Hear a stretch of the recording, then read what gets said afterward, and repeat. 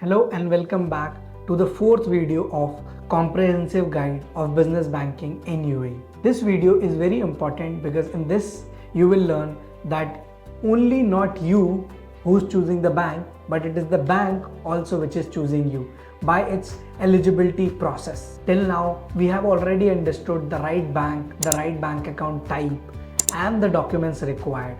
Now it is the time to understand by using all this knowledge how we can get the right bank to open our account and how to follow through their eligibility process to make sure that your bank account opens in the account which you want. There is no one size fit process for all the bank account applications.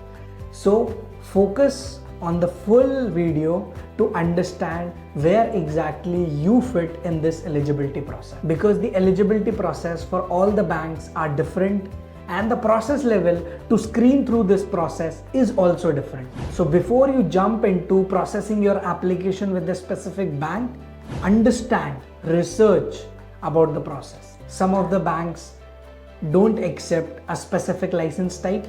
Some of the banks don't accept some of the special business activities, and some of the banks are completely against the sanctioned nationalities. So it is completely dependent upon the bank's risk policy to onboard you as a customer or no.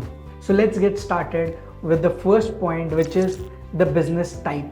So the business type has four major categories. The first is a mainland company, a free zone company, an offshore company, or a foreign entity company. Your license type will define your risk assessment. In case of mainland, the scrutiny is the lowest.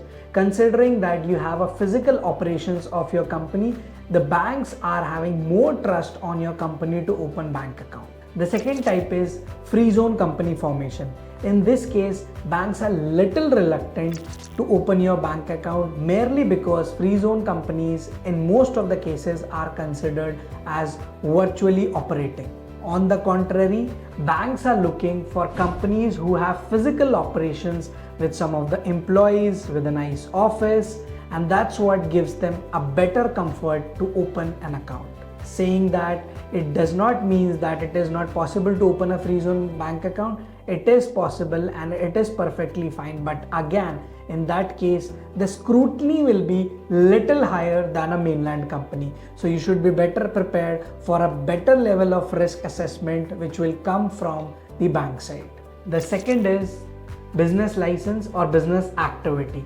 So what kind of business you are trying to do in UAE will define your risk assessment or your eligibility check with the bank as well. So some of the normal activities like textile trading, like marble trading, like computer electronics tradings are perfectly fine. They are considered as low risk rating business activities. But the banks are concerned with some of the high risk business activities which are often used for money laundering activities. For an example, we have a real estate company, precious golds and diamond company, we have management consultancies, we have some of the brokerage firms. These activities, due to their nature of business and transaction pattern, are often under the high risk rating for the opening of bank account with various banks in UAE.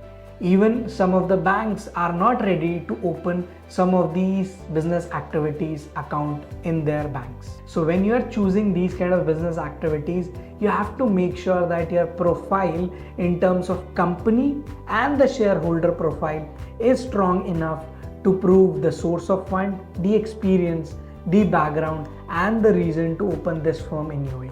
One activity which often confuses many of the business owners and investors, that why this is considered as high risk, although it comes under a trading activity, which is general trading company. A general trading company is also put under the same level of risk rating like the other business activities.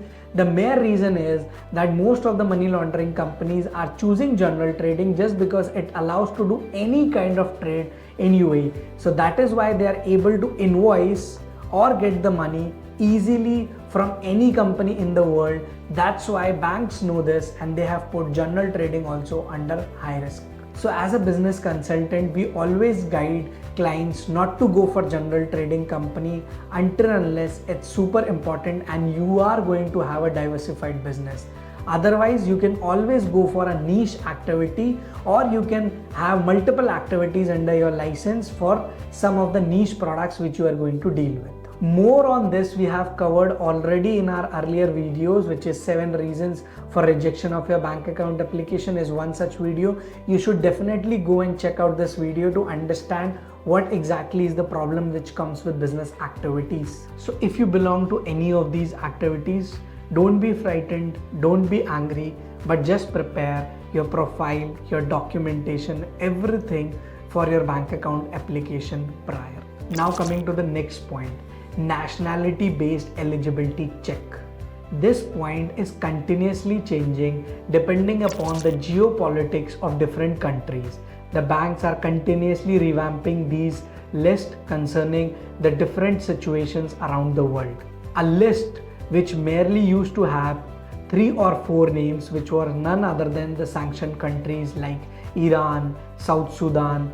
Now the list is full of many other countries like Russia. Because of the war last year, it is considered as an high risk country for opening the bank account. Then we have Lebanon, then we have recently getting added Nigeria and Afghanistan. Some of these nationalities are not getting UAE visa as well, which makes the bank account application more difficult. Again, if you belong from any of these nationalities, there is nothing to be frightened or angry about it. It's just that we have to prepare for the enhanced due diligence which will be conducted on your profile.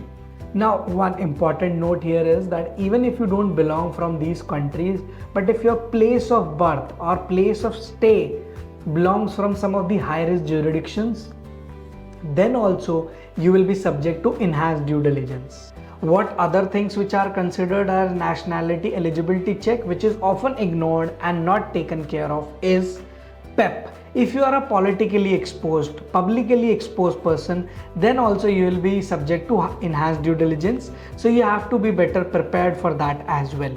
Then the next is dual nationalities or multiple nationalities. If you are an individual who's holding multiple nationalities, that also is considered as high risk for the banks. You have to provide the bank with both the passports and reason to justify the same. So this was all about eligibility check, how banks are checking your complete profile. That's what we tried to cover in this video. We started with the type, then we discussed about the activity and the points under the nationality as well. Now the additional point about the legal structures. So if you are a company whose business structure, legal structure, which is about your shareholders, the UBO is complex, then also banks will consider you as a high risk rating company for opening the bank account. For example, if you are a company who's owned by a different corporate entity, then that particular corporate entity is owned again by some other corporate entity, then this full chain of documents has to be provided to the banks to ascertain the right UBO for the company. Well, with this we come to end for this video in which we discussed everything related to the eligibility check. Stay tuned for our next video in which we will be discussing the specific bank process for opening your account. Don't forget, the process is different for every bank, for every company. So it is very important that you listen to this video very carefully. If you have any questions, queries related to this video, do post in our comment box. We'll be happy to answer that.